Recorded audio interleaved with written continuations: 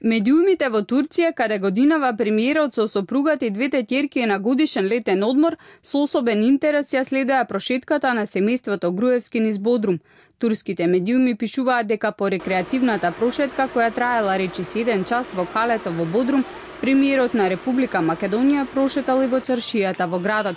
Весникот Милиот пишува дека прошетката на Груевски, неговата сопруга Боркица и ќерките Анастасија и Софија не останала незабележана.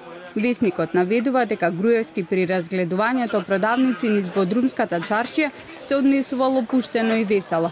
Груевски во Бодрум посетил и повеќе други места, а за турските медиуми изјавил дека е фасциниран од градот. Веќе утре семејството Груевски својот одмор ќе го продолжи во близина на турското одморалиште Фетије. Инаку деновиве особено актуелна темата кој од македонската политичка сцена каде заминал на летен одмор. Лидерот на социјалдемократите Зоран Заев заедно со семејството летниот одмор го минал во соседна Грција, но без детали за точната локација.